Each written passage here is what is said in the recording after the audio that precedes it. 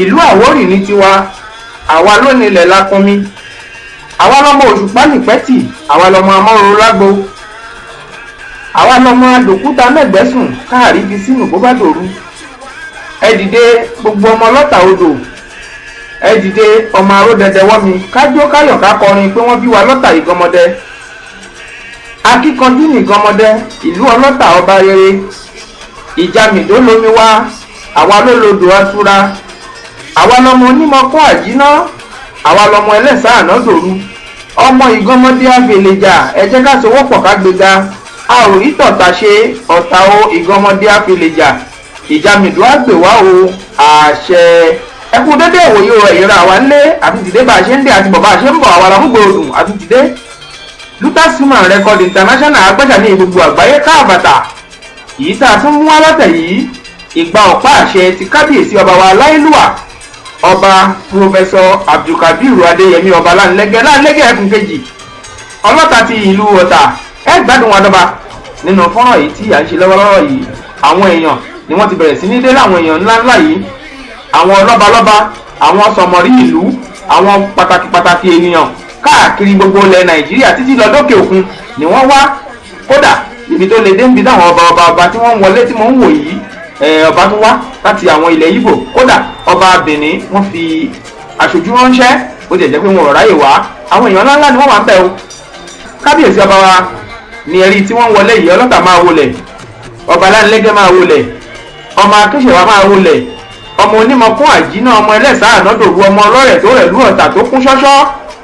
Nínú àwọn lọ́balọ́ba tí wọ́n tún fi ọ̀pá àṣẹ ránṣẹ́, àwọn ni ẹ̀rí tó dé. Ìtàgé níbi tí wọ́n ti fẹ́ gba ọ̀pá àṣẹ, ibẹ̀ ni ẹ̀ ń wò yìí. Kí là ń wò lókè yìí? Ẹkùn làbí sọ pé láńlẹ́gẹ́ ẹkùn kejì ọlọ́tà ti ìlú Ọ̀tà, ọmọ ẹkùn tí ń fi torítorí, ọmọ ẹkùn tí ń fi tìrùtìrù, ọmọ ẹkùn tí ń ṣèdí mọ̀gànyín tí ń torí òkè wá àgbẹranjẹ lọ́wọ́ ẹni. Àkíyìn kábíyèsí. Àwọn lọ́balọ́ba lẹ́rí tí wọ́n ń dé ní kọ̀ọ̀kan èjèèjì yìí, ó ti ẹ̀ jẹ́ pé gbogbo wọn kọlà lè dárúkọ tán, àmọ́ àkí gbogbo wọn àṣẹ kábíyèsí fórí adé o. Kábíyèsí adé apẹ́ lórí bàtà apẹ́ lẹ́sẹ̀, àṣẹ apẹ́ lẹ́nu. Bẹ́ẹ̀ la tún rí kábíyèsí ọba wa láìlúwà ọba wa sí Ògúngbà yìí, onítẹ̀tíkù ti owó dé tẹ̀tíkù Ọ̀tà, ọba wa Taofik ọba wọlé, àkíyìn onífàkọ̀ tìlú Ìfàkọ̀. Bẹ́ẹ̀ ni àwọn lọ́balọ́ba ni wọ́n ń dé ní kọ̀ọ̀kan èjèèjì, ọba Abdulhakeem Ọdúnarò oníkọ̀tún ti ìlú Ọ̀tún Ọ̀tà, aṣáájú Ọ̀tún ó dúró tí wọ́n rán bá. Bẹ́ẹ̀ ni ọba Clement Olúṣẹ́gun Akínyẹmí Àjàná ti ìlú Ìjànà Ọ̀tà, ọba Wàdídù Àjàní Dẹ̀yìndé Akọ́gun ti ìlú Ọ̀tà. Bẹ́ẹ̀ ni aláìlú ọba Síkírù Aníbìírè Oníbìírè má tọrọ aṣọ Olúkòsì ti ìlú Òsì Ọ̀tà. Ẹ̀rí wọn bí wọ́n ṣe ń wọlé ní kọ̀ọ̀kan èjèèjì. Àkí gbogbo yín àṣẹ kábíyèsí lórí adé. Mo ti ń wo ẹnìkan tó wọ aṣọ ẹkùn, bóyá kábíyèsí ọlọ́tà ti ń bọ̀. Máa wọlẹ̀ ọmọ akínṣẹ̀wá Ògbólú, ọmọ ọ̀gọ́mọdé àfẹlẹjà.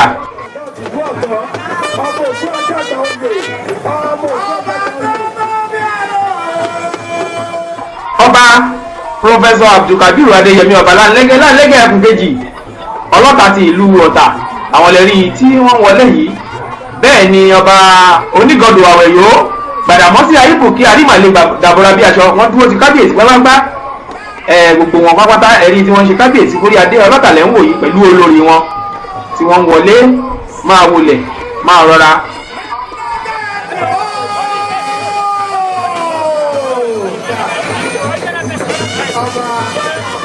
Àwọn agbófinró wọn dúró lọ ṣèkèṣèkè, kódà mo mọ̀ pé kọmíṣánná fún ọlọ́pàá ti gbogbo ìpínlẹ̀ Ògùn àwọn náà wọ́n máa dé bí. Mo ń sọ fún yín sílẹ̀ ni o. Bẹ́ẹ̀ ni gómìnà wa ti ìpínlẹ̀ Ògùn wọ́n máa tó dé bí. Pàápàá jùlọ bàbá wa Ọbásanjọ́ Ẹbọra Òwu Balógun ti ìlú Òdùrú, àwọn gan wọ́n máa dé bí. Ẹ̀rí gbogbo ẹ̀fún yẹn lọ ẹ̀rí láńlẹ́gẹ́ ẹkùn lẹ́rí tí wọ́n ń bọ̀ yìí. Ọmọ ẹkùn tí ń fi torítorí. Bẹ́ẹ̀ ni alága ìjọba ìbílẹ̀ Adó-Odò Ọ̀tà ni wọ́n wà wájú wọn. Ẹ̀gbọ́n mi Bashiru Ọ̀dọ̀tà Afọbajẹ́ double chief ni alága ìjọba ìbílẹ̀ òun náà tún ní Ọ̀dọ̀tà Afọbajẹ́. Ẹ̀rí òun ló wà níwájú kábíyèsí gbágbágbá. Máa wọlẹ̀ máa rọra. Akú àṣeyẹ tèní ní ti yẹ wá ná tẹlẹ́gàn ló kù. Bẹ́ẹ̀ làwọn èèyàn jàǹkànjàǹkàn ni wọ́n dúró ti kábíyèsí fún ti ayẹyẹ tèní. Gbogbo ẹ̀yin lọ́balọ́ba bẹ́ẹ̀ wá. Bẹ́ẹ̀ ni àkí gbogbo yín alòyìn lọ́gọ̀ ẹnu pé ẹ kú àdúrótì. Àkí Alhaji Ìṣẹ́gun Tokis òun náà dúró gbárágbá lẹ́yìn kábíyèsí alága ti ẹgbẹ́ road akínyìn Ìṣẹ́gun Tokis ṣe ẹ̀kú àdúró ti ẹ̀kú àṣeyẹ àṣèyí àṣàmọ́dún ṣẹ̀mí kò ní bàjẹ́ igba ọdún kan ló máa jẹ́ fún kábíyèsí. Eku á máa ké bí eku, ẹyẹ á máa ké bí ẹyẹ, ọmọ èèyàn á máa fọhùn bí ọmọ èèyàn. Bẹ́ẹ̀ la ní àwọn olóyè wa ti ìlú Ọ̀tà, bàbá wa Ọ̀ṣunlábù ẹ̀kẹrin ti ìlú Ọ̀tà, bẹ́ẹ̀ ni balógun olóyè Ìdòwú balógun mọ́sùlò balógun ti ìlú Ọ̀tà. Àwọn ọlọ́balẹ̀ rí tí wọ́n dé tí wọ́n ń kí kábíyèsí ní kọ̀ọ̀kan èjèèjì yìí. Ẹ̀gbọ́n mi ọ̀nàdẹ́gbò Ọlábẹ́lò àwọn gan wọ́n dúró wáyá gbá ń bẹ̀ kò ní bàjẹ́ láṣẹ ọba mi Èdùmàrè.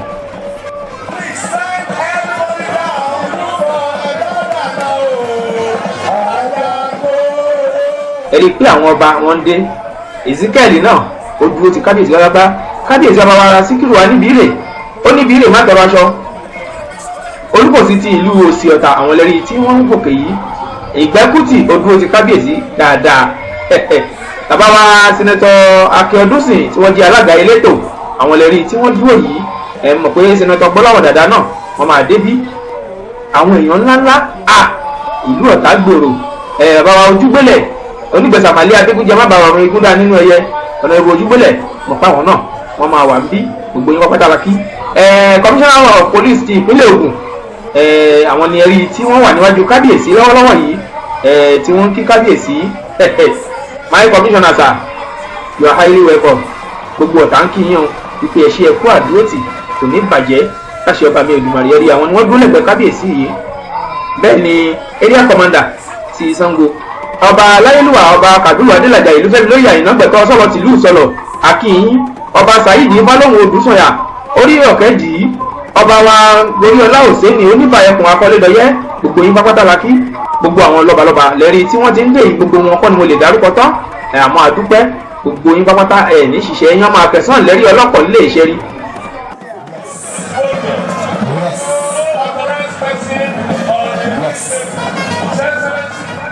Gbogbo ọba tí a bá dárúkọ àbí ṣe àfojúdi ẹ̀fọ́ríjì wá Sẹ́nẹ́tọ̀ Gbọ́láhàn Dàda ọmọ ọba mo kí yín ẹ̀kú àfi ìdíbalẹ̀ ńbẹ àwọn ni aṣojú Ọ̀tà ní gbogbo ìlú Àbújá àkíyìn ẹ̀ káàbọ̀.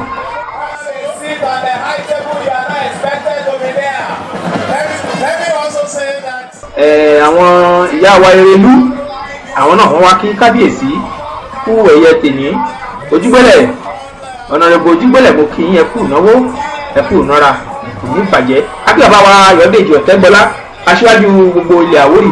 Bẹ́ẹ̀ la kí àwọn Òṣùgbó Asálù Ọ̀tà mo kí yín ẹ̀kú àbídíbalẹ̀ ńbẹ̀ gbogbo létí Òṣùgbó ilé ńlá àti ìlú Ọ̀tà ẹ̀kú àbídíbalẹ̀ mo kọ́ lóun ọlọ́tún mo kápẹ̀ náà lọ́sì.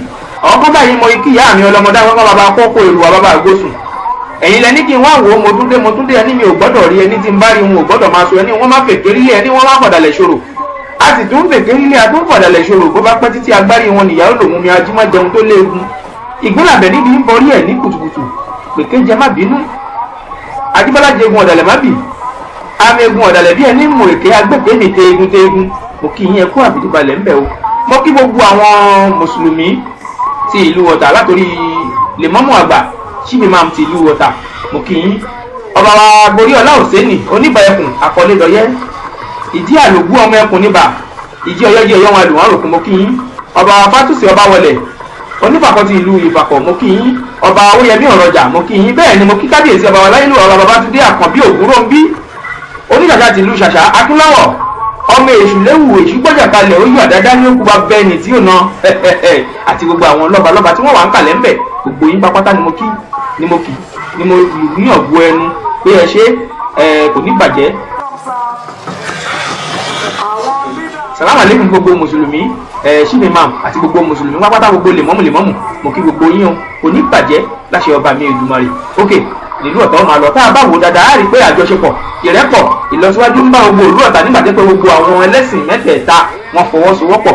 Gómìnà wa lẹ́rí tí wọ́n ń bọ̀ yìí olówó Òdùdú máa wọlé Sẹ́nẹ́tọ̀ Ìbíkúnlé Amósùn máa wọlé ọmọ ajífẹ́pẹ́sẹ̀rẹ́ ọmọ apọ́nlẹ́sẹ̀ bí àlárí pọ́nlẹ́sẹ̀ òun ọ̀lẹ́ ọmọ bá ní arọ́ ọmọ arọ́wọ́ gboyè ọmọ abọ̀rọ̀ gboyè ọmọ arọ́wọ́ mẹ́rẹ̀wá gboyè lówó ọmọ aṣọ lágbọ́rẹ́. Àwọn lẹ́rí tí wọ́n kí kábíyèsí yìí my governor you are highly welcome sir. Bẹ́ẹ̀ ni wọ́n kí atúnkí bàbá wa tí wọ́n jẹ́ agbẹnusọ fún ilé ìgbìmọ̀ aṣòfin ti ìpínlẹ̀ Ògùn àwọn ni gómìnà kí. Bẹ́ẹ̀ ni wọ́n lọ kí bàbá wa Ayọ̀dèjì Ọ̀tẹ́gbọ́lá níbi tí wọ́n jókòó sí aṣíwájú gbogbo ilẹ̀ Àwórì ẹ̀kọ́ àfìdíbalẹ̀ ńbẹ̀. Sẹ́nẹ́tọ̀ Akínyọ̀dún sì náà wọ́n ń kí gómìnà pé wọ́n ṣe é wọ́n kú àdúrótì kò ní bàjẹ́ láṣẹ ọba mi Èdùmàrè. Gbogbo àwọn alága ìjọba ìbílẹ̀ ìdàgbàsókè tí wọ́n wà láàrin adó odò ọ̀tá ń bí gbogbo àwọn pátá lẹ́rí tí wọ́n dúró gbágbá nígbà tí ọba tí wọ́n fẹ́ gba ọ̀pá àṣẹ. ẹ jẹ́ ká lọ gbọ́rin ògo ti ilẹ̀ Nàìjíríà ká sì gbọ́ ti ìpínlẹ̀ Ògùn ká gbọ́ ti Àwórì mọ́ ń bọ̀ kò fẹ́ dá tọ́ mi. Orin ògo orílẹ̀-èdè Nàìjíríà. Shall we be outstanding as we have the national anthem? The national anthem, please.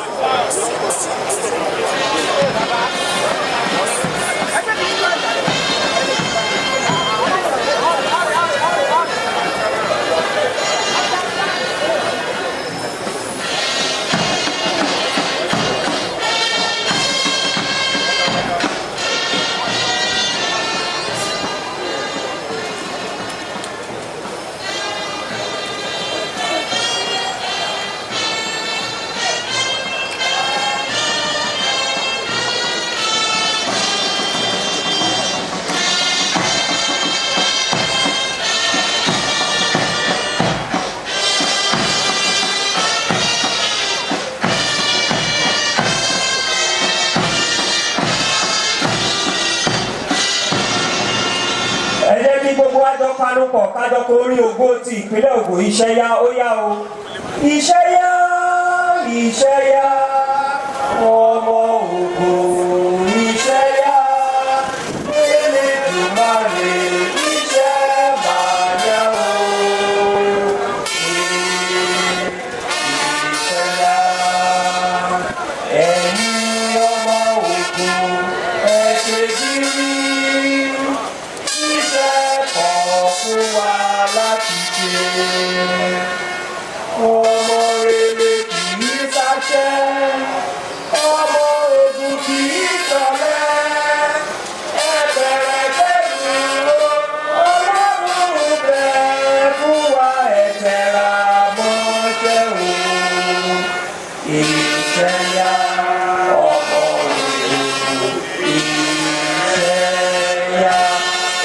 One time Àwórì Ọ̀tà.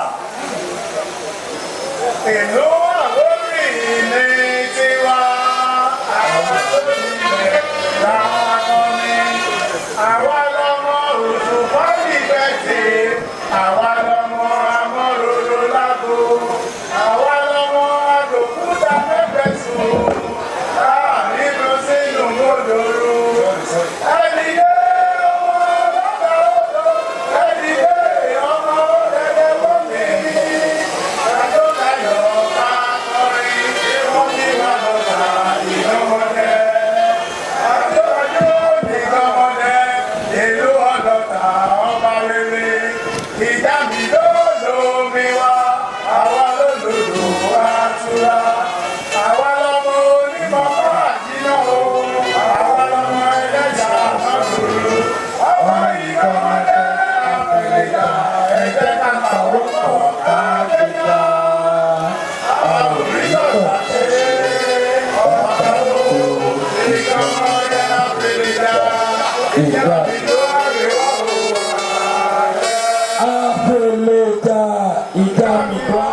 Ìjàmìdò àgbò aláṣẹ ọba mi Èdùmàrè àpèlèjà ìjàmìdò àgbò àwọn orin ògo ti ilẹ̀ Nàìjíríà, orin ògo ti ìpínlẹ̀ Ògùn àti orin ògo ti ìlú Ọ̀tà Àwórì òun lẹ ti gbọ́ tí wọ́n ti kà yìí àdúpẹ́.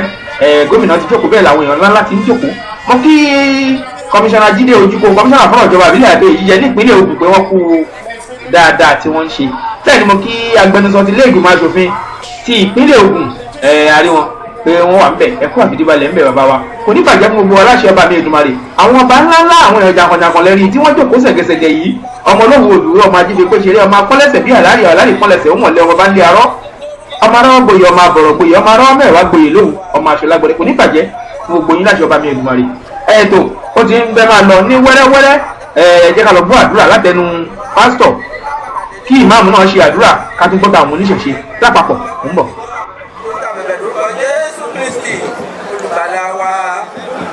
Praise God. Hallelujah.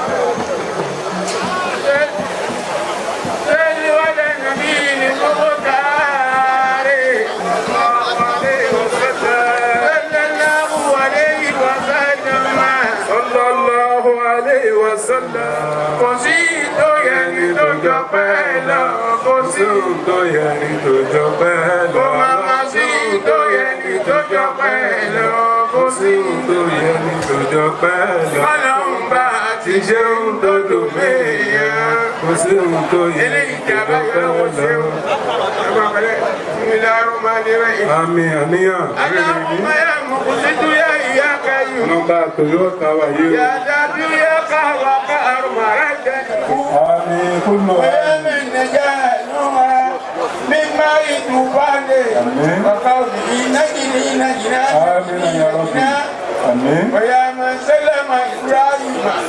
Iná Yahudi. Sẹ́lẹ̀mùní sẹ́lẹ̀mùná. Sẹ́lẹ̀mùní sẹ́lẹ̀mùná.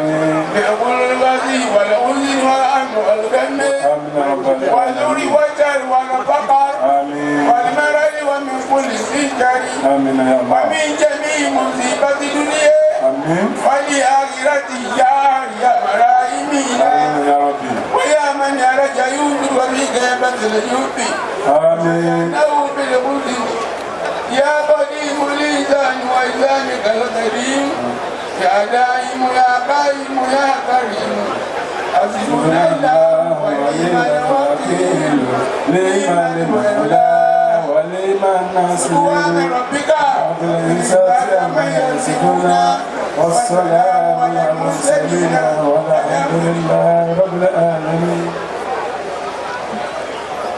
تكبير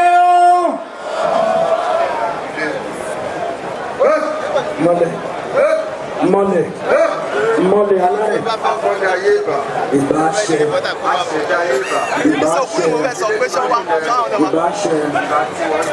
kò síbi tó lè jókòó sí wọn. ní òní àkọ́jà ayé àṣẹ̀dá wọn fi àgbà wọn fi gbà yìí tá a fẹ́ ṣe lónìí Elédùmarè àwọn àti ọba wa tí ó fẹ́ gba ọ̀pá àṣẹ lónìí ọ̀pá àṣẹ tó fẹ́ gbà olùgbò olùtọ́ ó fi ń pawú ó fi ìdílóbi gbogbo àwọn tí wọ́n dúró sí kábíyèsí wa wọ́n ti ṣe pẹ́pẹ́ ń bẹ̀. kí ni wọ́n ta owó ọmọ Isaac ó máa tẹ̀lé wa àṣẹ o. àwíṣe àfọ̀gbóhùn àti gbogbo wa àdúrà láti gbọ́ láti ẹnu rẹ́fúrẹ́nì àgbà ti ìlú Ọ̀tà bẹ́ẹ̀ la gbọ́ láti ẹnu lèmọ́mù ti ìlú Ọ̀tà àwọn oníṣẹ̀ṣe Òṣùgbó ilé ńlá àpènà àwọn náà wọ́n ti ṣe ìwúre fún gbogbo wa oníbàjẹ́ láti ọba mi Èdùmàrè àdúrà gbogbo wa gbà sọ wa gbà sọmọ àgbà sálàáfíà ara mo kí ẹ̀gbọ́n mi dáadáa bàbá wa Gbóyèga Násírù Ìsíákà pẹ̀lú gbogbo àwọn èèyàn wọn tí wọ́n jọ wá àti gbogbo yín ẹ̀kú àfìdíbalẹ̀ ńbẹ̀ GNI Gbóyèga Násírù Ìsíákà mo kí yín bàbá wa ẹ̀kẹrin Ọ̀ṣúlábù àkí yín bẹ́ẹ̀ la kí bàbá wa Ìdòwú Balógun tìlú Ọ̀tà àwọn olóyè ọlọ́tà nìyẹn bẹ́ẹ̀ ni gbogbo yín pápátá Báṣọ̀run tìlú Ọ̀tà gbogbo yín pápátá la kí aṣíwájú ti gbogbo Àwórì àkí ẹ̀yìn náà pé ẹ̀kú àfìdíbalẹ̀ ńbẹ̀ oníbàjẹ́ ẹ̀rí àwọn lọ́balọ́ba lẹ́rí tí wọ́n ń dé ní kọ̀ọ̀kan ìjèjì yìí láti Rẹ́mọ ní kábíyèsí wa yìí ni wọ́n ti wá ẹ̀rí pé wọ́n ti kó àyè àwọn lọ́balọ́ba tẹ́ báwo bẹ̀ ẹ̀rí àyè ti Ọọ̀ni ti Ilé-Ifẹ̀ àárí àyè ti Aláàfin ti ìlú Ọ̀yọ́ àárí àyè ti bàbá wa Aláké ti Ilẹ̀ Ẹ̀gbá bẹ́ẹ̀ ni àyè bàbá wa Lùgbù Àkejì Balógun ti ìlú Òwu bàbá wa Olúṣẹ́gun Ọbásanjọ́ ọba Olú ti ìlú Ìlaró Olúgbẹ̀nlé bàbá wa Kẹ́hìndé Ìlaró ọ̀gbọ̀ngàn amújẹmútàmúrà amúlá ogójì pokòwò tí wọ́n jẹ́ olórí gbogbo ọba ní Yewa àyè tiwọn náà ó wà ńbẹ̀ ẹ rí gbogbo ẹ̀ bó ṣe ń lọ ní kọ̀ọ̀kan èjèèjì láà máa mú wá ẹ sáà máa gbádùn wa nínú fún wa ẹ jẹ́ ká lọ gbọ́dọ̀ látẹnu alága ìjọba ìbílẹ̀ Adó-Odò Ọ̀tà ń bọ̀. It's a signpost for a better future is already imagined and pressing for all to see.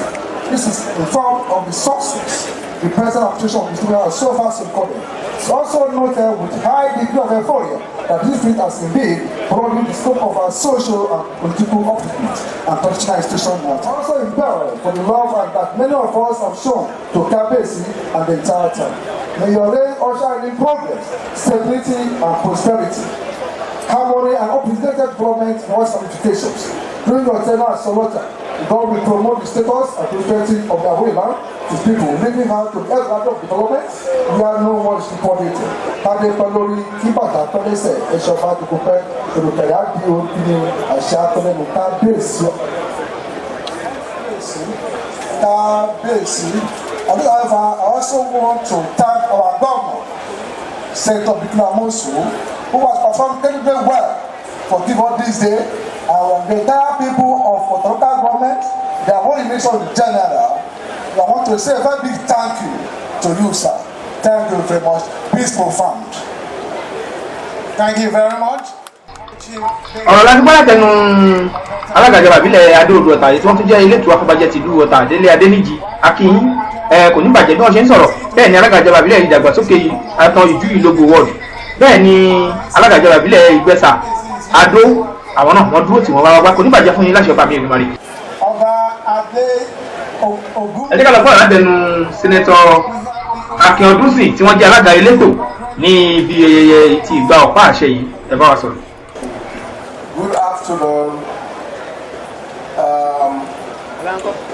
I want to begin my protocol by recognizing the presence in our midst of our number one in the state, His Excellency, Senator Ibikunle Amosun, CON, FCA. Most welcome. Today, we thank the Almighty God for His abundant mercies on us all.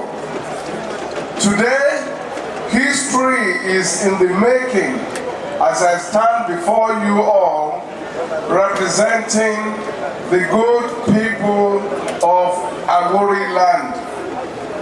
In my capacity as chairman of the Otta Coronation Central Planning Committee, I welcome and greet you all in a characteristic manner of speak. I say to you all, Kiti Beo, you are all heartily welcome. Before I proceed, let me, on behalf of all the good and friendly people, friendly Awori people at home and in the diaspora, thank someone whose tenacity and traditional rights that gave us the name Awori took place. I welcome other Awori first-class Obas here present. Again, the constraints of time will not permit me the mention of all Obas, Baales, chiefs, priests, and other traditional title holders here present. I trust you will accept my warm welcome. Kabiyesio, Arubale, Arului. Let me conclude by appreciating the eggheads that were assembled to work with me in putting this event together. I thank members of the Central Planning Committee and others in the various subcommittees. These past 5 months have been laborious, and I thank you all for your hard work and steadfastness. You committed not only your time but financial resources towards making this event a successful one. Wherever you are, please be upstanding for my 3 Bosas. Bosa, Bosa, Bosa. Please join me all in saying a loud Bosa to the entirety. Bosa, Bosa, Bosa. Thank you all. Thank you. ọ̀rọ̀ láti gbọ́dọ̀ tẹnu alága elétò ti ìgbà ọ̀pá àṣẹ tọba ẹ̀rọ sẹ́nẹ́tọ̀ Akin Ọdúnsìn yìí kò ní bàjẹ́ láṣẹ ọba mi Èdùmàrè ẹ rí ọ̀rọ̀ tí wọ́n bá wa sọ nínú ọbẹ̀ a rí i pé wọ́n kí gbogbo àwọn ẹ̀ẹ́dẹ́ká tó gbọ́ ọ̀rọ̀ láti ẹnu elétò nínú àwọn èèyàn ńláńlá tí wọ́n wá ká gbọ́ bí wọ́n ṣe kí wọn. Adókun ọ̀fìgán òkòtó ọba Mọ́káílà Sàlàkọ́ di aláṣẹ ọ̀fìláṣẹ ọba Adéwálé John Ọláìfá Olú ọ̀fìbíòkè Oba Saheed Odusoya, Olu of Ifo, Oba Ase Oladebupo, Olu of Ijoko Otaland, Oba Fatai Motomi, Olu of Ikoilaje, Oba J. Ojo, Ajana of Ota, Oba Clement Akiyemi, Onikotun of Otun, Oba Oduaro Kolawole, Onikos of Osiota, Oba Sikiru Anibire, Akogun of Oruba, Kábíyèsí Wàlúùdù Dèndé, and the Bill of Ideno, Oba A. Akiyemi. I also recognize the Olu of Itoriland, Oba Abifatai Akorode Akamo, the Olu of Ikolaje. I'm recognizing Olu of Itori Odo, Olu of Itori Oke. Àwọn ọba tí wọ́n wá rẹ̀ ti gbọ́ tí wọ́n ti dárúkọ sí àkí wọ́n ti kí tí wọ́n yìí lọ́lọ́ rẹ̀ ìwé wọn wọ́tàlá kí díẹ̀ nínú wọn ni wọ́n dárúkọ yìí àmọ́ ẹ jẹ́ ká lọ gbọ́ ọ̀rọ̀ tẹnu kọmíṣánná fọ́rọ̀ ìjọba àbílẹ̀ àti òyìnjíjẹ ní ìpínlẹ̀ Ògùn lọ́wọ́lọ́wọ́ yìí bàbá wa kọmíṣánná Jídé Ojúko ẹ bá wa sọ̀rọ̀. Because of time, I am going to stay on the existing protocols. However, using our Papa as a point of contact, I will recognize former Attorney General of this country, our Papa Ajibola. In the same vein, using him as a contact point to other elders here, I will recognize Senator Ayo Tebola, and of course, the Chairman, Central Planning Committee. Today is a special day in the annals of the history of Otta Metropolis, in particular, and the whole land in general. It is with great excitement and joy of the heart that I welcome everybody to this effort-making event of the official installation in order to ensure the steady progress of our holy land. All glory and honor to the Almighty God for sparing the lives of all of us to be part of the history that is being made here today. Thank you and God bless you all. Kábíyèsí Ọba Emeka II. He came back from the trip to come and do the London professionals work. In the process, God has ordained you to take part in the membership tattoo, and you came on top. May God be with you from the time of about 50 Dada through about within, and now you come. After had been ruled by literate, educated people, and now see the members. Chiefs, may I start on the existing protocols? My speech is very, very simple. Today is a historic day for Aori anywhere in the world today. This is a magic moment, a defining moment, at this special time in history. The Aori and Yoruba in general should be proud that today we're having one of the finest of Aori as the Oba of Otta, in the name of Oba Professor Yemi Obalanlebe, PhD. That itself is a remarkable achievement. That's upstage the Obatic institution people who have come here, who have left the comfort of your homes, and come here to celebrate and rejoice with us at this magic moment. I love you all, and I will you. God bless you. Thank you.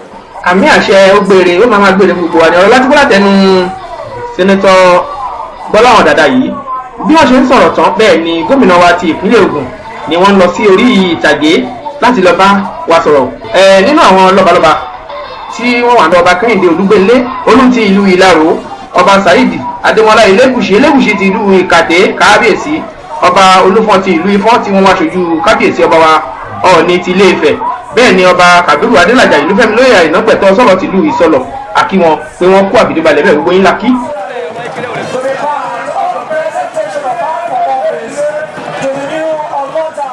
A rí pé rìtìrìtì wáyé kí ló ń ṣẹlẹ̀ nǹkan kan èèyàn ńlá kan tún ti dé nìyẹn. Mo ti sọ fún yín níbẹ̀rẹ̀ pé ẹ rí gbùgbẹ̀ lénìí nílùú Ọ̀tà níbi ayẹyẹ tá à ń ṣe lọ́wọ́lọ́wọ́ yìí. Kí ló ń ṣẹlẹ̀ ohun tí ò ṣẹlẹ̀ nílùú Ọ̀tà? Mo ti sọ fún yín pé ó máa ṣẹlẹ̀. Ẹ rí i pé gómìnà wọ́n ń tẹ̀lé ẹnìkan bọ̀. Balógun tìlú Òwúrè, ààrẹ ti orílẹ̀-èdè wa Nàìjíríà ń gbà kan, bàbá wa Olúṣẹ́gun Ọbásanjọ́. Bẹ́ẹ̀ ni Sínátọ̀ Yáyì, àwọn náà wọ́n tẹ̀lé wọn lẹ́yìn. Ẹ rí i pé Ọbásanjọ́ ni wọ́n ń lọ yìí, wọ́n ń gun orí ìtàgé lọ sí ibi tí kábíyèsí wà. Ẹ rí kábíyèsí àti bàbá wa Balógun tìlú Òwúrò àkejì, àwọn ẹlẹ́rìí tí wọ́n sọ mọ́ra rẹ̀. Bẹ́ẹ̀ ni wọ́n ń kí olórí kábíyèsí pé wọ́n kú oríire tèmi. Olórí Olúwatóyìn ọba Láńlẹ́gẹ́, olórí kábíyèsí ọba wa Ọlọ́tà, kò ní bàjẹ́ láṣẹ ọba mi Èdùmàrè. Ẹ kú ìtọ́jú bàbá o. Ẹ rí i pé àwọn èèyàn jàǹkànjàǹkàn wọ́n tẹ̀lé bàbá wa Ọbásanjọ́, wọ́n tẹ̀lé wọn dé. Ẹ rí i pé agbó tún yàtọ̀. Bẹ́ẹ̀ ni gómìnà náà ni wọ́n ń tẹ̀lé bàbá bí wọ́n ṣe ń kí gbogbo àwọn ọba. Kódà àwọn ọba tí wọ́n wá láti ìlú Benin àti láti ilẹ̀ Ìgbò tí ọba tìlú Benin tí wọ́n fi ránṣẹ́ wá pé kí wọ́n wá ṣojú àwọn náà lẹ́rí tí wọ́n wà níbẹ̀, tí wọ́n wọṣọ funfun, tí wọ́n kó ìlẹ̀kẹ̀ sọ́rùn, tí wọ́n tún dé fìlà onípupa yẹn. Kò ní bàjẹ́ láṣẹ ọba mi Èdùmàrè. Òkè láà máa lọ. Bàbá wa Ọbásanjọ́ lẹ́rí tí wọ́n ti ń padà bọ̀ ní orí ìtàgé yìí, lẹ́nu pé wọ́n lọ sórí ìtàgé akí ọba wa Josiah Ọlárẹ̀wájú ilé wọn bá dé Àyìnà Ọlọ́tọ̀ ti ìlú Ọ̀tọ̀ Àwórì kábíyèsí. Bẹ́ẹ̀ ni ọba Kámílà Àkànní Ìsíbà Olú ti ìlú Agége, ọba Saheed Fálóhùn Odúsànyà ọlọ́kẹ́dì onídìí ọ̀kẹ́ ti ìlú ìdí ọ̀kẹ́ nílùú Ìgbẹ́sàmàlé, gbogbo yín la kí. Bẹ́ẹ̀ ni ọba Nurudeen Adékànbí Ọlọ́fin ti ìlú Ìṣẹ̀rí Ọlọ́fin Àdìmúlà gbogbo ilẹ̀ Àwórì kábíyèsí. Mò ń bọ̀ ná, ẹ jẹ́ ká gbọ́rọ̀ látẹnu Balógun ti ìlú Òwú. Ẹ káàbọ̀ síbi ètò tèmi bàbá, ẹ jẹ́ á gbọ́rọ̀ lẹ́nu.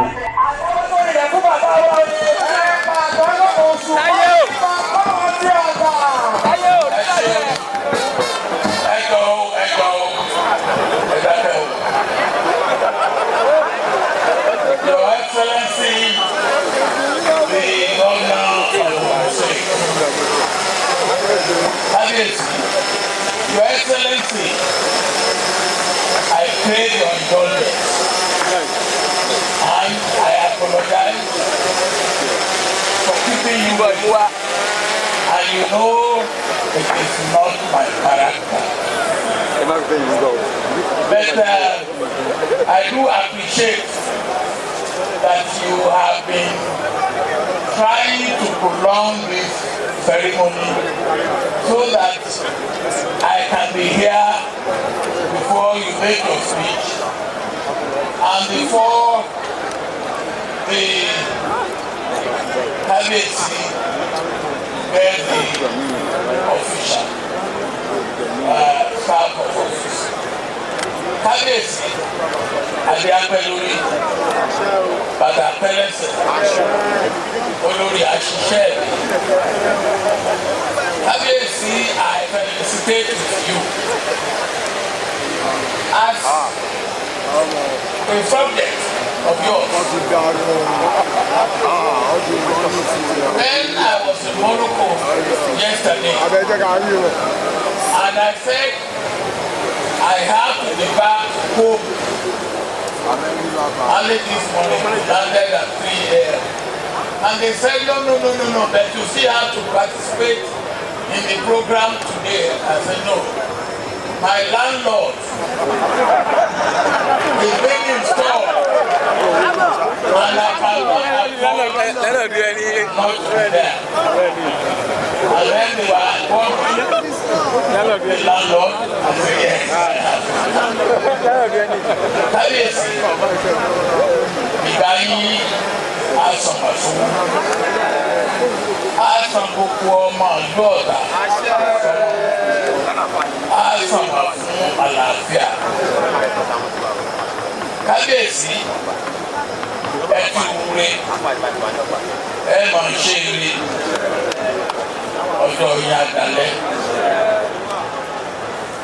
Kábíyèsí o, èyí ní ti sọ̀rọ̀ gẹ́gẹ́ bí tẹ̀gbọ́ntàbúrò, a ti sọ̀rọ̀ gẹ́gẹ́ bí ọba àti ọmọ ọba.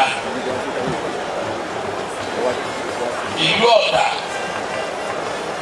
ó mà ti di ìlú ńlá.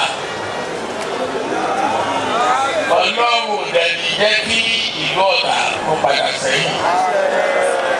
Iwájú ni ìlú Ọ̀tà ó máa lọ. Ní àkókò tí yìí bẹ́ẹ̀ ṣe fẹ́ torí ń tẹ́ sọ fún mi ni pé ẹ fẹ́ ìgbéga ìlọsíwájú fún ìlú Ọ̀tà bẹ́ẹ̀ ṣe fẹ́ ni ó rí. Kábíyèsí o tí ìlú bá ti tóbi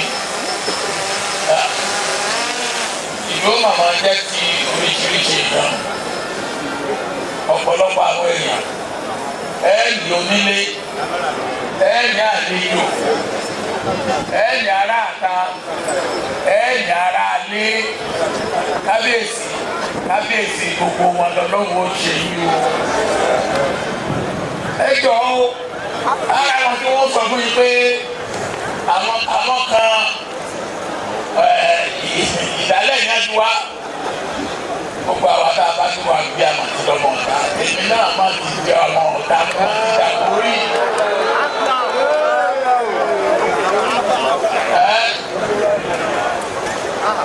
Kábíyèsí aláàdì tó lọ́mọ ọ̀tá.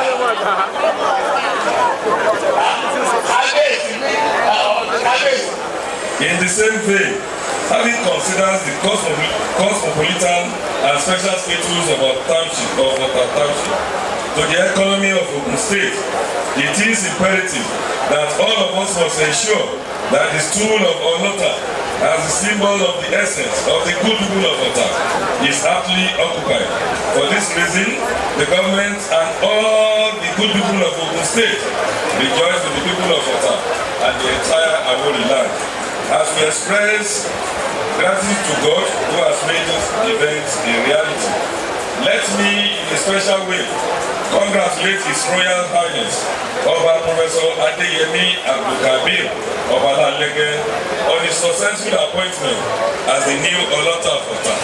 Let me also congratulate the people of Otta, the Otta in Council, the Kingmakers, chiefs, members of the Coronation Planning Committee, and most especially the Lalege ruling house on the peaceful conduct of the process that led to what we are doing today, the official installation of Otta. And their supporters are proving to be men and women of honor. Obviously, I urge you to regard your appointment as a call to serve. You should immediately concentrate on the task of accelerating the pace of social economic development in our land by mobilizing your people in such a manner that their efforts will complement the initiatives of the government.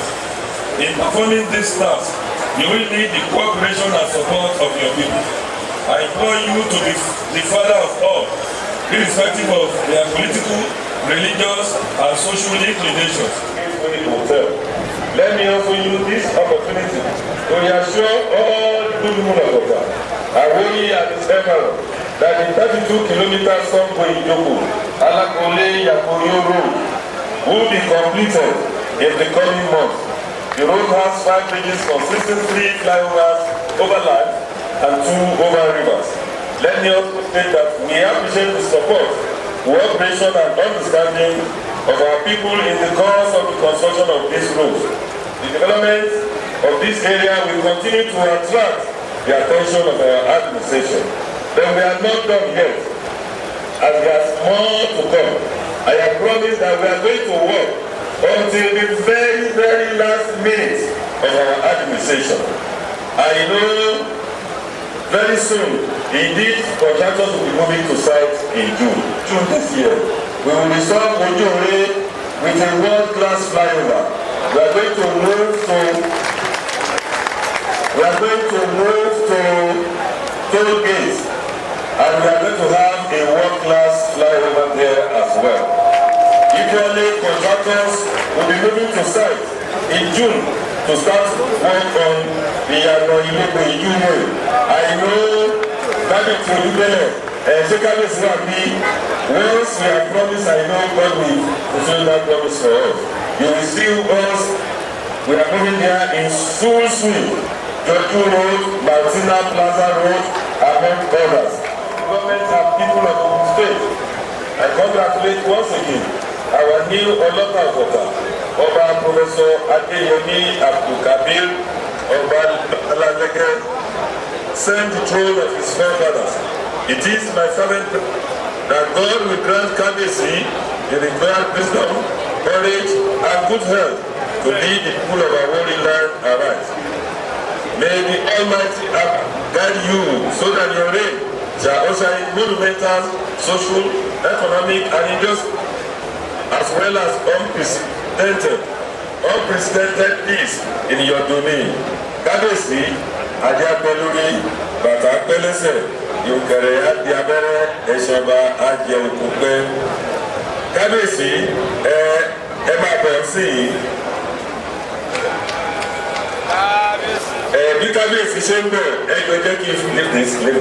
Ẹ jẹ́ kí n fa àsìkò nígbà wa gbogbo àwa ọmọ Ọ̀tà. Àwórì kí ti gbé o. Bí ìgbọ́dájá o kí ti gbé o. Ẹ jẹ́ ká sọ̀rọ̀ bẹ̀ pẹ̀lú ọba wa tuntun. Ọba wa wá ṣe àṣeyọrí tí gbogbo wa bá ti sọ̀rọ̀ bẹ̀ pẹ̀lú ọba wa ní o. Mo fi àsìkò yìí rọ̀ wá wípé kí gbogbo wa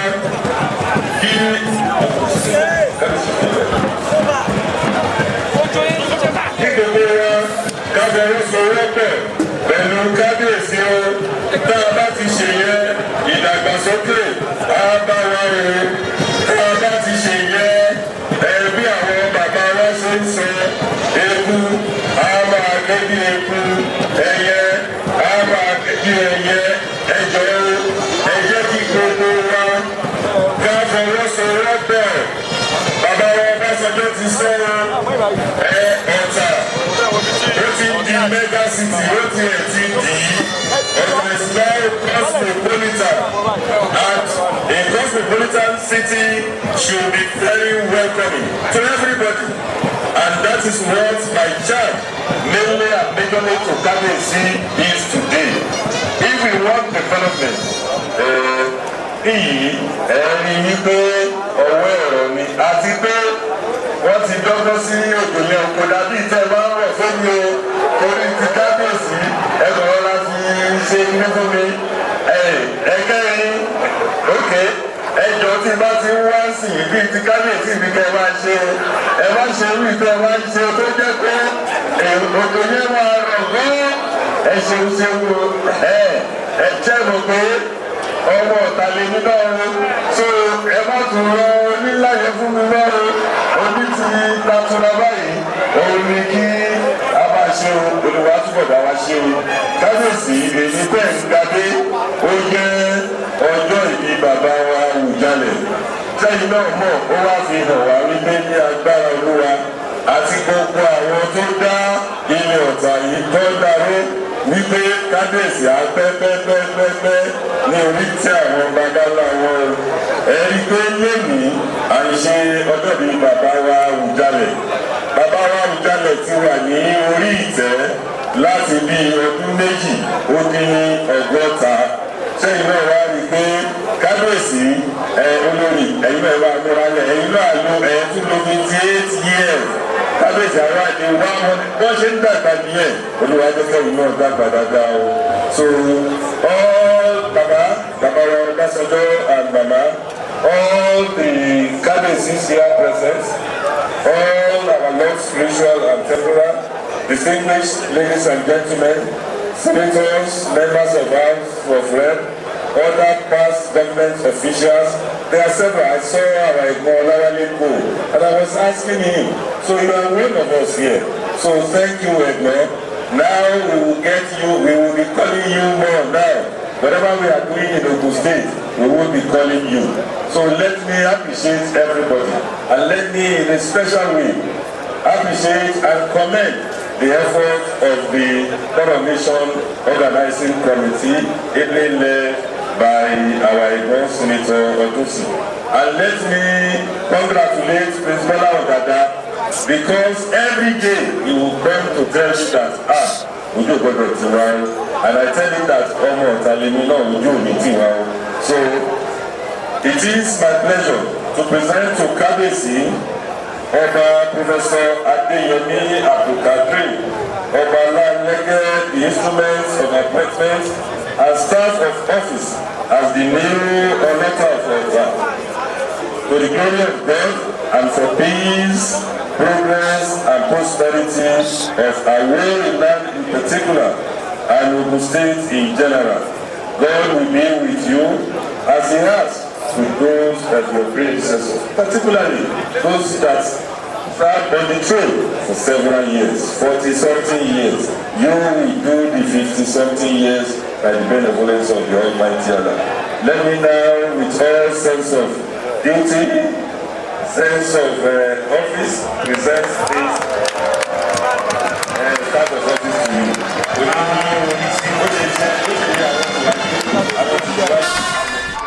ọ̀pá àṣẹlẹ̀ rí tí gómìnà ti ìpínlẹ̀ Ògùn tí wọ́n fà lé kábíyèsí ọba ọlọ́ta tìlú Ọ̀tà lọ́wọ́ tí wọ́n tún ń ṣe àdúrà sí àwíṣe àfọ̀gbóhùn àdúgbẹ́ bẹ́ẹ̀ ni wọ́n tún fi ìwé ẹ̀rí lé ẹ̀ṣẹ̀ kábíyèsí àdí apẹ́lẹ́ ní bàtà apẹ́lẹ́sẹ̀ àṣẹ apẹ́lẹ́nu ọlọ́ta tìlú Ọ̀tà ẹ̀rí ìpele ìwé méjì ni wọ́n fà lé kábíyèsí lọ́wọ́ tó jẹ́ ọlọ́ta ogún tí ó ti jẹ nílùú Ọ̀tà láti orí ìkọ́ríkú tó jẹ́ ọba àkọ́kọ́ títí wá dórí aláìlúwà ọba Professor Abdulkadir Adéyẹmí ọba alálẹ́gẹ́ tó jẹ́ ogún ọba tó ti jẹ nílùú Ọ̀tà àdúpẹ́ lọ́wọ́ Ọlọ́run ẹ̀mí kábíyèsí àgùn adé apẹ́ lórí bàbá wa Ọbásanjọ́ àwọn lẹ́rí tí àwọn náà ń lọ yìí láti lọ bá ọlọ́tà yọ̀ níbi tí wọ́n ti gbé ọ̀pá àṣẹ lé wọn lọ́wọ́. Wọ́n fẹ́ ya àwòrán papọ̀ pẹ̀lú kábíyèsí kò ní bàjẹ́ láṣẹ ọba mi Èdùmàrè. Gómìnà sọ ọ̀pọ̀lọpọ̀ ọ̀rọ̀ nípa gbogbo àwọn ìdàgbàsókè àti ìlọsíwájú táwọn yìí máa tún mú wá bá ìlú Ọ̀tà torí Ọ̀tà ti di mégásítì. Wọ́n ní ọ̀nà ìjókòó títí lọ dé òdòdúbágà, ọ̀nà alágbolé, gbogbo ọ̀nà tógèètì, afárá ti tógèètì àti ti ojú òré tí wọ́n máa ṣe tí wọ́n ti ṣèlérí láti ṣe gbogbo ẹ̀ pápátá. Ọlọ́run á ràn yín lọ́wọ́ láti lè jẹ́ kẹ́ ẹ lè ṣe fún wa kí ìjọba yìí kó tó káńsẹ̀ nílẹ̀ kó tó kó bá wọlé kí ìjọba míì tó tún dé síbẹ̀ lágbára Ọlọ́run á ràn wọ́n lọ́wọ́ láti bá wa ṣe. Gbogbo ọmọ ìlú Ọ̀tà mo kí wa kú oríire, a kú oríire ẹ̀rí bàbá olórí gbórí kọ́ mílẹ̀ jẹ́ ká rí gómìnà pẹ̀lú kọ́kọ́rọ́ ọkọ̀ tuntun tí wọ́n fún kábíyèsí ọba ọlọ́tà ní ọjọ́ yẹn látọ̀dọ̀ gómìnà wa ní ìpínlẹ̀ Ògùn. Òun lẹ́rí kọ́kọ́rọ́ òun ni ẹ̀rí tí wọ́n fà lé wọn lọ́wọ́ yìí ẹ̀rí ọkọ̀ òun rèé ẹ̀rí dúdú mìrìyọ́lú kò ní bàjẹ́ o. Adúgbò lọ́wọ́ gómìnà ti ìpínlẹ̀ Ògùn, adúgbò lọ́wọ́ kọmíṣánná Jídé Ojúkò, kọmíṣánná fọ́nà ìjọba àbílẹ̀ àti ìdàgbàsókè oyè jíjẹ ní ìpínlẹ̀ Ògùn. Bẹ́ẹ̀ la dúgbò lọ́wọ́ bàbá wa Gbọ́láhàn Dàda, sẹ́nẹ́tọ̀ Gbọ́láhàn Dàda fún ti ààfin ìgbàlódé ti ọlọ́tà tí wọ́n ń ṣe lọ́wọ́lọ́wọ́. Bẹ́ẹ̀ la dúgbò lọ́wọ́ ìjọba àpapọ̀ tí wọ́n ń ṣe ààfin ti ọba ọlọ́tà ti ìlú Ọ̀tà lọ́wọ́lọ́wọ́. Ọlọ́run á jẹ́ kí ipá ò ní kún yín ẹ̀rí ẹ̀mí láti fi parí ẹ̀ láṣẹ ọba mi Èdùmàrè.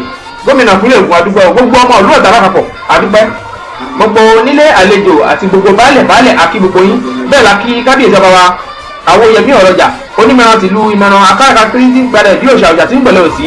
Kábíyèsí ọba wa Babátúndé Àkànbí Ògúnròmbí oníṣàṣà tìlú Ṣàṣà ẹkú àdúrótì.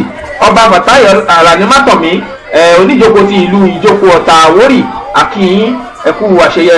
Ọba Sulaimon Odù Alábẹ alájàsá tìlú Àjàsá. Bẹ́ẹ̀ ni ọba olú ti ìlú Ifọ̀ tí wọ́n wá dojú kábíyèsí ọba wa Aláké ti ilẹ̀ Ẹ̀gbá olórí ilé tìlú orílẹ̀ Ifọ̀ àkí àwọn náà. Ọba Bàtáì Àkámọ́ olú tìlú Ìtórí Àgbódèrè wọn mo kí baba pé ẹ̀ṣẹ̀ ẹ̀kú àdúrótì. Ọba oníkan ti ìlú Ìkọ́ọ̀lájé nílùú Ìdíròkò àkíyín ẹ̀jẹ̀ ká gbọ́rọ̀ látẹnu kábíyèsí.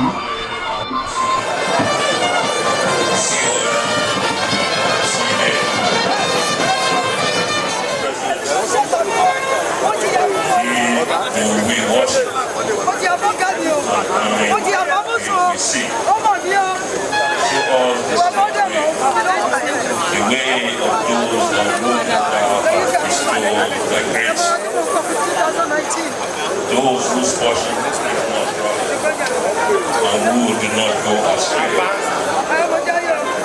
This ultimate honor will not have come, and this day will have just been another day of holy labor and sacrifices of Olórí Ajayi, the son of Oduduwa, who brought us his crown from Ife, and the son of who first settled as the Otukotas here in Otta. It is through them and Osho Arugi Olupo Egon who fought and won all the battles and led the journey from Ofiata, that the Awori ethnic nationality gained its ascendancy in the committee of preeminent in Yoruba nationalities. I hold them tribute because they are our heroes past. I honor the memory of Awori warriors, hunters, farmers, and women leaders since the 15th century when we left Ile-Ife. The journey has been interesting, fascinating, worthwhile, but intrigues. All in all, it takes solace in the fact that, like it is said in the Bible, 1 Samuel, chapter 15:22, obedience is better than sacrifice, and submission is better than offering the fat of rams. We have stayed focused to what the Father told us at Ile-Ife, and as children of Ogun Fuminire, we believe at the end of the day, Awori land shall overcome. By the same token, I wish to extend the same reverence to all the past 13 kings that have reigned on this throne of Otta. I reverence Oba Akiseyiwa Ogolu, 1621 to 1680, Oba Moro Lugbe, Oba Moro 1701 to 1725, Oba Oromunu 1725 to 1768, and Oba Olagoroye 1768 to 1786. My heart goes out to Oba Adelu, to Oba Olukori, to Oba Oyede Ukwan, and to Oba Isiemi. I definitely departing saints, Oba Ino Ako, Oba Salami Oyelusi, Oba Timothy Fadino, to Oba Timothy Talabidada, the father of our incumbent Senator Bola Dada, and my immediate predecessor, Oba Moshood Adetoro Alani Oyede. I pay and beseech your spirit to guide my reign to be peaceful, prosperous, and progressive.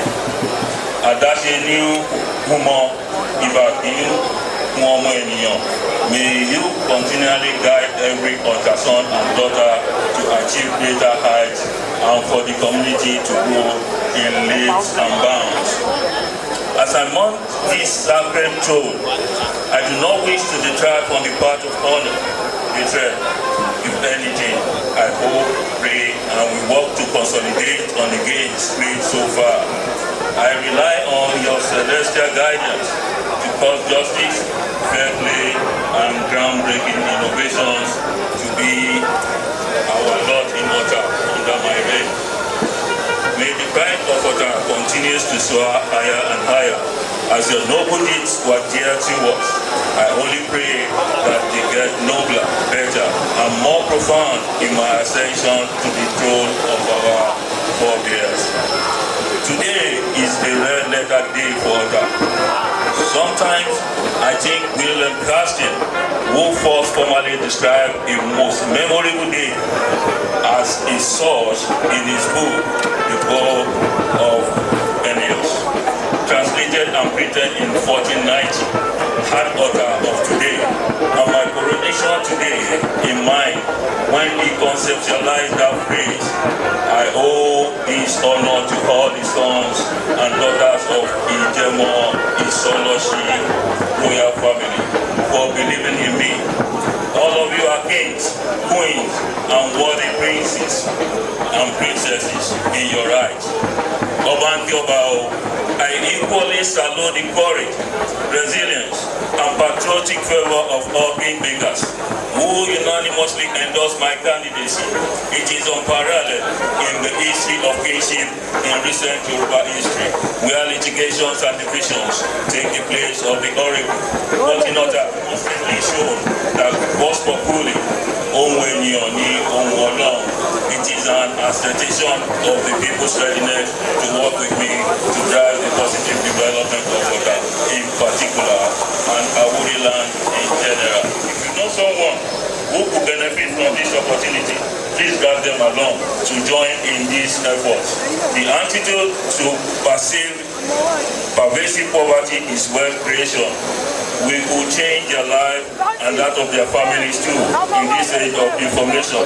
I think we all owe it a duty to aspire to be our brothers and support the government of the day, keep away from violence, crime, criminality, and vices that will pull us down rather than elevate our common humanity. And that's enough from me. The journey has just begun.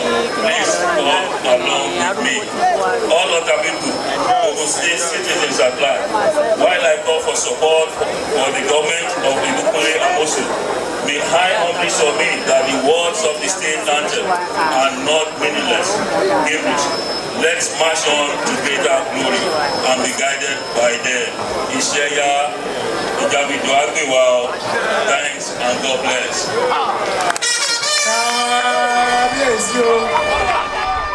ọ̀rọ̀ ọlájúbọ́lá tẹnu kábíyèsí ọba aláyélúwà ọba pòfẹ́sọ̀ abdulkadir adéyẹmí ọba lálẹ́gẹ́ ẹ̀gúnbejì ọlọ́ta tìlú ọ̀tà àsìkò ní àti gbogbo ìlú ọ̀tà lára adé apẹ́lẹ́ ní bàbá bàtà apẹ́lẹ́sẹ̀ àṣẹ apẹ́lẹ́nu ìrùkẹ̀rẹ́ yín á máa pọ̀ sí i ní ọlọ́run oníṣe yín lórí ìrùkẹ̀rẹ́ kan ṣo ọdọọdún làárọ̀ rógbó ọdọọdún làárọ̀ àwùsá ọdọọdún làárọ̀ mo lórí àti ọdọọdún lẹ̀wà wà igba ọdún kan ni ìlú ọ̀tà àgbìjọ owó àgbìjọ ọmọ àgbìjọ àlàáfíà ara àgbìjọ àìkú àgbìjọ ẹ̀rùn kábíyèsí ẹ ṣe púpọ̀ mbẹ̀ láṣọ bàmí ìdùnnú yẹrí pé bàbá ń rìn jẹ́jẹ́jẹ́jẹ́ ni jẹ́jẹ́ ẹ̀sọ̀ pẹ̀lẹ́ olóyè rìn jẹ́jẹ́ lọ láláyan ẹ̀wọ̀n lẹ́rí tí wọ́n tún padà sí orí ìjókòó wọn lẹ́gbẹ̀ẹ́ gómìnà wa tìpínlẹ̀ Ògùn kò ní bàjẹ́ ẹ̀rí pé gómìnà wọ́n ti dìde bóyá àsìkò ti tó torí ayẹyẹ pọ̀ lẹ́nìí tí wọ́n ṣe lẹ́nu pé à ń kí àwọn lọ́balọ́ba àgbàgbé ọba Ifákàrọ̀dé olú ti ìlú Ìgbògun Balógun akínyìn bẹ́ẹ̀ la kí aláìlú ọba Taofik Fatusi onífàkọ́ ti ìlú Fàkọ̀ ọba oníkógbó ọ̀ṣọ́jà oníkógbó ti ìlú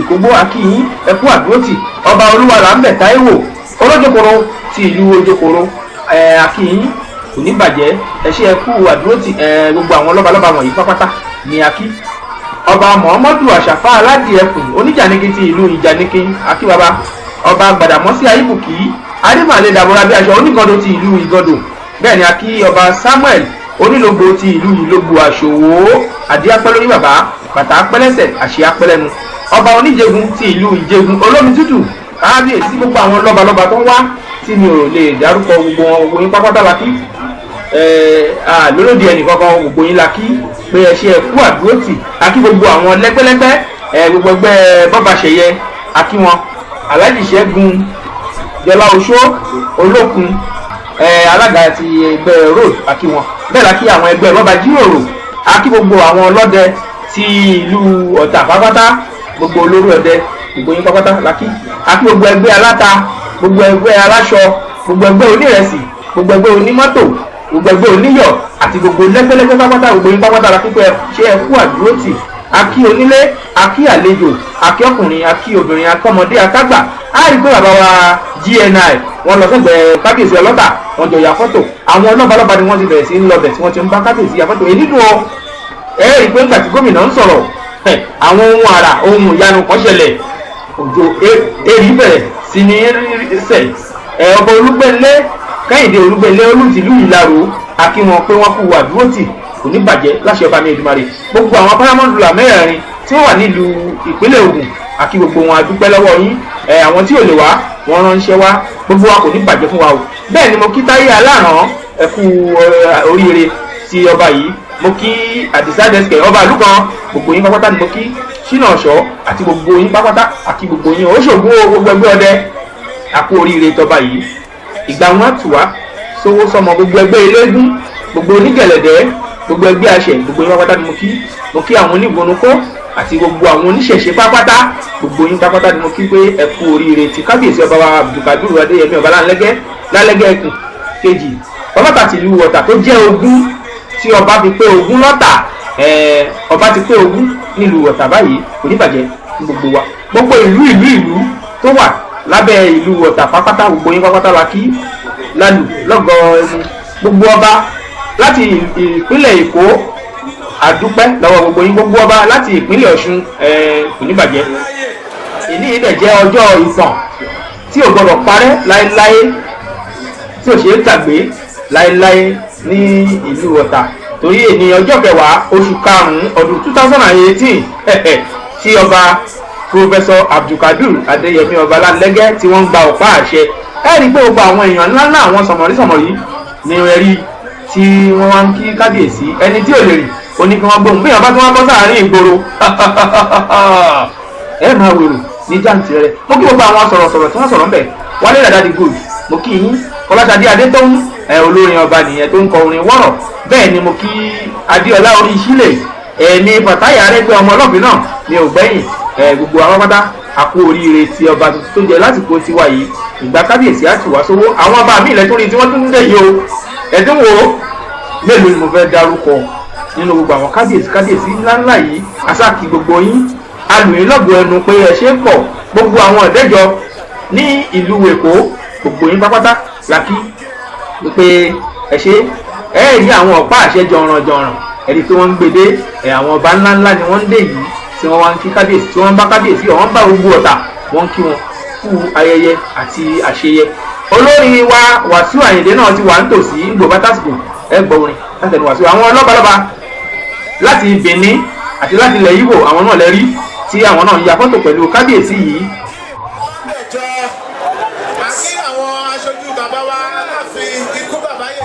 a kí gbogbo ẹbí Ìjẹmọ Ìsọlọ́ṣì ruling house a kí yín a kí gbogbo ẹbí Ìkógbè ruling house bẹ́ẹ̀ la kí gbogbo ẹbí Ìléṣí ruling house pápátá àwọn ìdílé tí wọ́n ń jẹ ọba nílùú Ọ̀tà ní gbogbo yín pápátá la kí o pé ẹ kú oríire tí ọlọ́tà tuntun tó ṣẹ̀ṣẹ̀ gorí ìtẹ́ yìí ìgbà wọn á tu gbogbo wa sówó á tu wá sọmọ á tu wá sálàáfíà ara bí gómìnà yìí sọ pé ìlú Ọ̀tà ti di mega city yẹn náà. ọba Olúgbélé ọba Kẹ́hìndé Olúgbélé olú ti ìlú Ìlárò aṣáájú gbogbo ọba níye wa àwọn lẹ́rí tí wọ́n ń dẹ̀ yìí Ìlárò ọ̀gọ̀gún amújẹmútàmúrá amúnáwógójì pọ̀pọ̀ ọmọ ẹ̀ láwùgbọ́pọ̀ oníkayọ̀bọ járe lé ẹ̀ láì bá gbọ́pọ̀ tẹ orúkọmọ ló máa kó lọ kò ní bàjẹ́ kábíyèsí lẹ́rí tí wọ́n dé tí wọ́n wá kí kábíyèsí tí wọ́n wá dúró tì wọ́n kí wọ́n wá kí wọ́n kú oríire ti ìgbádẹ́tẹ̀ ní. bí orin bàbá wa ò sí Nàìjíríà ó ní ká máa bára wa ṣeré ọba kì í bọ́bà ájà o ká máa bára wa ṣeré ẹ̀rí pé àwọn kábíyèsí wọ́n ń kíra wọn kò ní bàjẹ́ olùdí ìlú Ìlárò aṣíwájú gbogbo ọba ti ilẹ̀ Yewa káàbàtà àti hùn àti hẹ̀n kò ní bàjẹ́ fún kábíyèsí láṣẹ ọba mi Olódùmarè gbogbo ẹ̀yàn èèyàn pápátá la kí o ayẹyẹ ti ọlọ́tà òun la ṣe ń wò lọ́wọ́lọ́wọ́. bẹ́ẹ̀ báwo ní iléeṣẹ́ wa Dutasiman Record International gbogbo àwọn ohun tí a máa ń mú wá ní iléeṣẹ́ wa ń bí ẹ rí i pé lóòrèkóòrè àṣà àti ìdàgbàsókè ti ìṣẹ̀ṣe ìlú wa la máa ń gbé lárugẹ torí ẹ̀láyé ń múlò àwọn fọ́nrán ìwádìí báwo ti ọba yìí ọ̀pọ̀lọpọ̀ èèyàn tó jẹ́ ọmọ Ọ̀tà ló wà nílùú òyìnbó àwọn míì wà nílùú Èkó àwọn míì ò ráyè wálé rárá àmọ́ kí wọ́n lè láǹfààní láti rú fọ́nrán yìí àwọn míì dẹ̀ wà ńbẹ̀ tí wọn ò rí gbogbo nǹkan tí wọ́n ń ṣe torí èrò ti pọ̀ jù mélòó la fẹ́ rí fún àǹfààní gbogbo ọ̀la ṣe ń mú àwọn fọ́nrán ìwá níkọ̀ọ̀kan èdèjì àwọn tá a fẹ́ lọ́dọ̀ yìí ni pé kẹ́ máa bá wa ra àwọn fọ́nrán tó bá ń jáde láti lè ṣe wá kẹ́ẹ̀sì máa fàdúrà ràn wá lọ́wọ́ pé ká túbọ̀ máa gòkè síwájú àti síwájú sí ní iléeṣẹ́ Dutasiman Record International agbájà ní gbogbo àgbáyé káàbàtà gbogbo àwọn fọ́nrán wa èyí tó ti wà tẹ́lẹ̀ gbogbo ẹ̀ pápátá ló ń tà wìtìwìtì láìpẹ́ a tún máa mú àwọn fọ́nrán míì wá fún yín láti iléeṣẹ́ wa fún ìdàgbàsókè àti ìlọsíwájú gbogbo àwọn ohun àjogúnbá wa a máa mú gbogbo ẹ̀ wá lóòrèkóòrè káàkiri gbogbo ilẹ̀ Yorùbá títí délé Ifẹ̀ ní ohun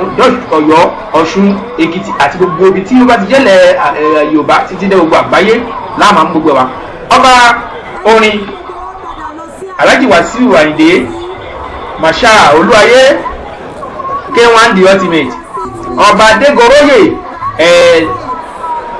Ojúṣàgbọ́lá one àwọn lẹ́rí tí wọ́n dé yìí láti wá kọ orin àwọn lẹ́rí tí wọ́n ń bọ̀ yìí àti sọ fún yín pé eléré ńlá ló máa ṣeré fún wa ń bí ilé ní K1 the ultimate Ìjẹ̀bú Òdòrò àárẹ̀ ìlú wọn máa ń sáré jìnnà ọmọ agbádélọ́ba lórí ọmọ àpètúnlẹ̀ fọbajẹ ní kónú ajere fàdákà àyégbàjẹ̀bó wọn ní ẹ̀ní wíníwíní àyégbàjẹ̀bó wọn ní ẹ̀ní wíníwíní àyégbàjẹ̀bó pa ní ọ̀hún pọ̀dẹ ní alágẹmọ ilé ọmọ alágẹmọ abìjó wìnì Ìjẹ̀mú ní tí ń bá rọ̀gùn bí ń bá ṣòwò lọ̀gùn bí ń bá tọ̀gùndé màá mọ́pọ̀ mi jọba ní gbó rẹ́mọ abíyú Ìjẹ̀bú tí ń bọ́kọ̀ ẹ̀já pinna ọmọ ọlọ́pẹ̀kọ̀ ọ̀jẹ́gẹ́ ntírẹ́gẹ́ ọmọ ọlọ́pẹ̀kọ̀ ọ̀tìgẹ̀tìrẹ́gẹ́ ọmọ ọlọ́pẹ̀kọ̀ ọ̀pẹ̀kọ̀ tó ti dìbọ̀dù lájèjì ilé púpọ̀ fún wọn bọ́ ọlẹ̀kùn ọ̀gbálẹ̀ ọ̀gẹ̀rẹ̀rẹ̀ kò ní bàjẹ́ àwọn ẹlẹ́rìí tí wọ́n lọ kí kábíyèsí ọba ọlọ́tà ti ìlú ọ̀tà yìí olúwayé ẹ̀rí òun ló ń kí kábíyèsí ọlọ́tà tó nà fẹ́lẹ́fẹ́lẹ́ ó kí kábíyèsí ó ṣe kábíyèsí láàfin fún baba kò ní bàjẹ́ o ọba orin ló fẹ́ kọ orin fún kábíyèsí ọlọ́tà tó jẹ́ pòfẹ́sọ̀ nínú gbogbo àwọn lọ́balọ́ba. Music all the way.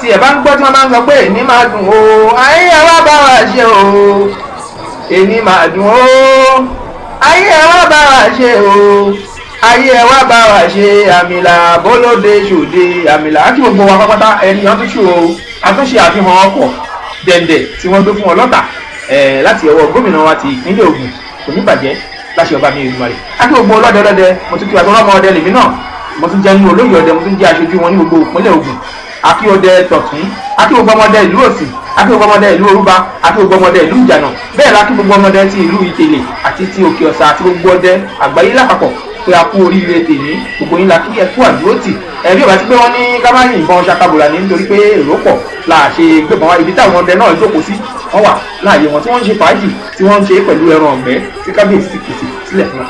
ọba Wàsíù Olúwayé ọba orin àwọn lẹ́rí tí wọ́n ti gorí ìtàgé báyìí wọ́n máa kọ orin fún wa kí gbogbo akásọ̀ dìbùkẹ̀ yájó káyọ̀ kádùnnú ìníbàjẹ́ fún gbogbo wa.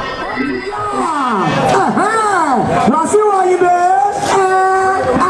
ẹwà mẹ́ lẹ́wọ́n di ọ̀tà kọ́.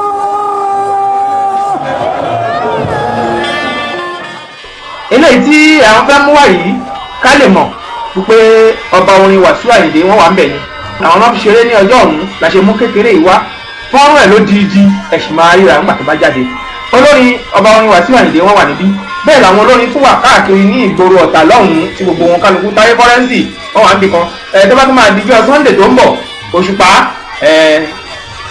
àti Saoty Arẹwà àti Àkànjí Dàda gbogbo wọn wà níbi tí wọ́n ti ń ṣeré lọ́wọ́lọ́wọ́ tí gbogbo òlú Ọ̀tà ń dùn káàkiri bẹ́ẹ̀ làwọn eléré bẹ́ẹ̀ lọ tó bá dijọ́ Sunday Òṣùpá Saheed ló máa wá kọrin ní ìsọlọsì lọ́tà lọ́hùn-ún tí gbogbo ẹ̀ máa tún dùn bẹ́ẹ̀ ni ọmọ akáṣọ náà òun náà wà lẹ́nu tó máa kọrin kò ní bàjẹ́ jákàgbóni láti ẹnu Wàsíù káfí yẹn káfí máa dágbére títí di jọ́bẹ́ gbàmí ìdá máa tún pàdé ilé onílé wa ọ̀nà nínú wa ní ọmọ yín ọ̀rẹ́ yín olólùfẹ́ yín láti iléeṣẹ́ Lutasima Record International olóyè Fàtáyì Abíọ́dún Akínmọ́jà Arẹ́gbẹ́ṣọlá ọmọ ọlọ́ta odò ọmọ àrò dẹ̀dẹ̀ wọ́mi ló kí pé ire láàmú àtúntì pàdé nínú fọ́nrán mi ò kò ní bàjẹ́ ọba orin ẹgbàá lẹ́nu mi.